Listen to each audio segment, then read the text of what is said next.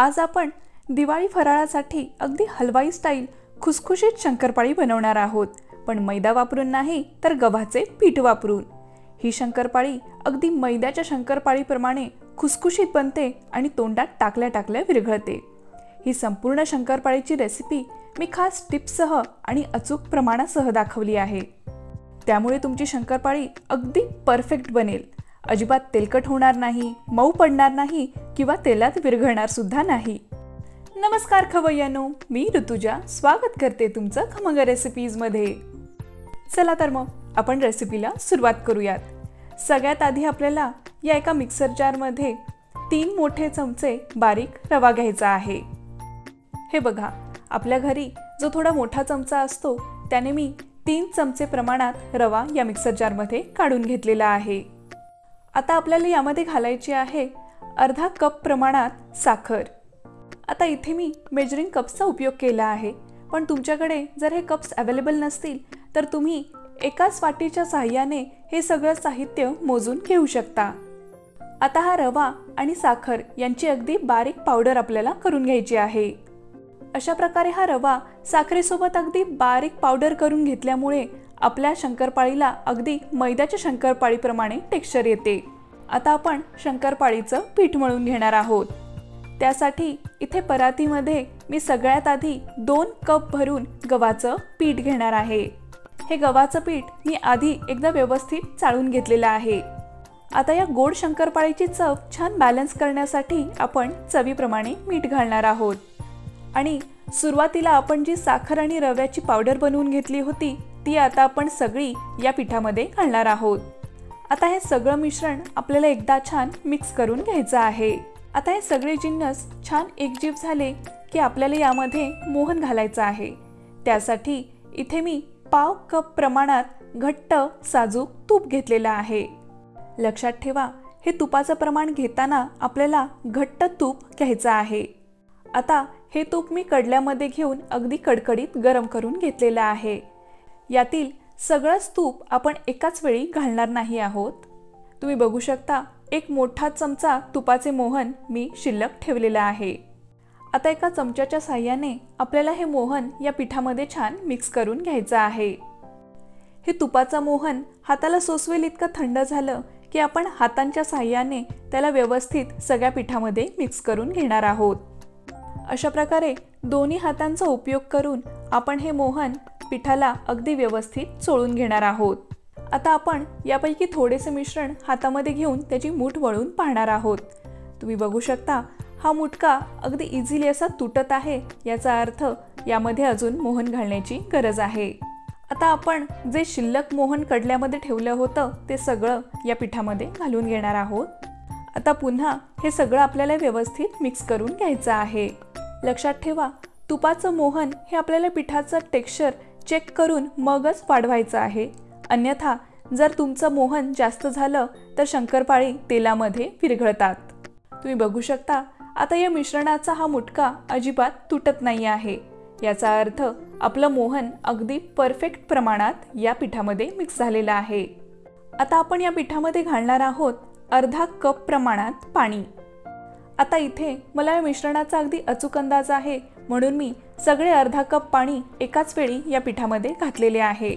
तुम्हाला हवं असेल तर तुम्ही थोडं थोडं करून यामध्ये पाणी घालू शकता आणि पीठ मळून घेऊ शकता। शंकरपाळीसाठीचं हे पीठ अगदी घट्टही नसावे आणि अगदी पातळही नसावे। जर तुम्ही खूप मऊसूत पातळ पीठ मळले तर तुमच्या शंकरपाळ्या खूप तेलकट होतील आणि कालांतराने मऊ पडतील। आणि याउलट तुम्ही जर खूप घट्ट पीठ मळलं तर तुमची शंकरपाळी ही खूप कडक बनेल आणि शिवाय तिला लेयर्सही पडणार नाहीत।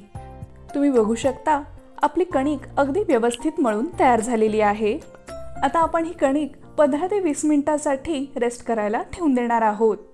15-20 मिनिटं झालेली आहेत आणि तुम्ही बघू शकता, यामध्ये आपण वापर केलेल्या रव्यामुळे आपल्या कणकेला अजून थोडा घट्टसरपणा आलेला आहे।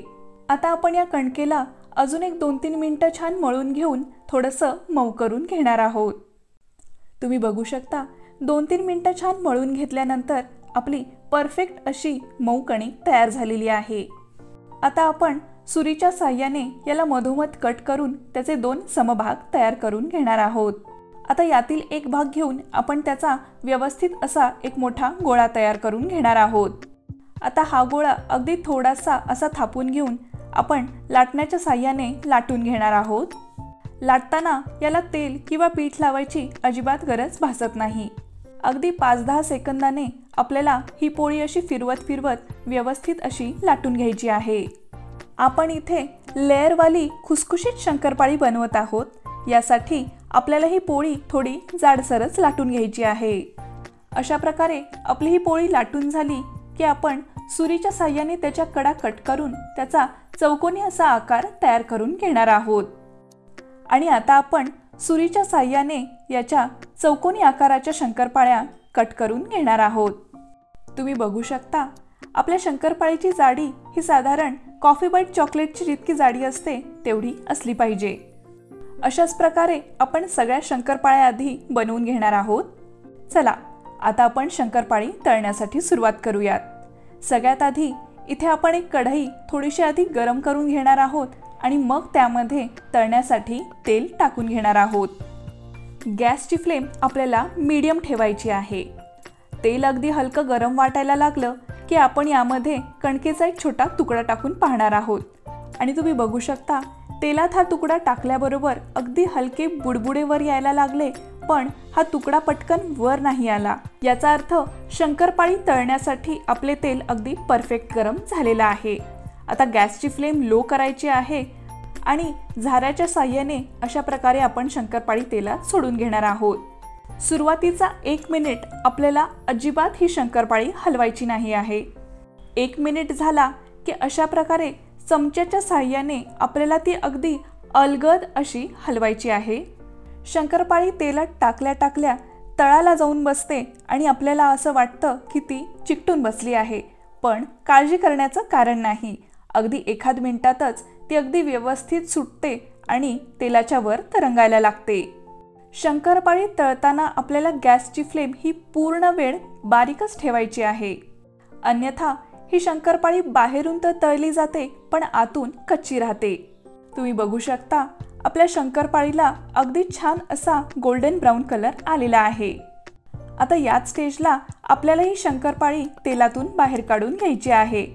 तुम्ही बघू शकता आपली शंकरपाळी ही तिप्पट फुललेली आहे आणि अगदी बिस्किटासारखी खुसखुशीत बनलेली आहे। आणि या शंकरपाळीला अगदी छान लेयर सुद्धा सुटलेले आहेत। आता अगदी याच पद्धतीने आपण सगळ्या शंकरपाळ्या लो फ्लेमवर तळून घेणार आहोत। पाहिलत ना किती खुसखुशीत अशी परफेक्ट गोड शंकरपाळी आपली बनवून तयार झालेली आहे। तर या दिवाळीला तुम्ही सुद्धा ही रेसिपी फॉलो करून गव्हाच्या पिठाची शंकरपाळी नक्की बनवून पहा। आणि तुम्हाला ही रेसिपी आवडली असल्यास लाईक, शेअर आणि सबस्क्राईब करा।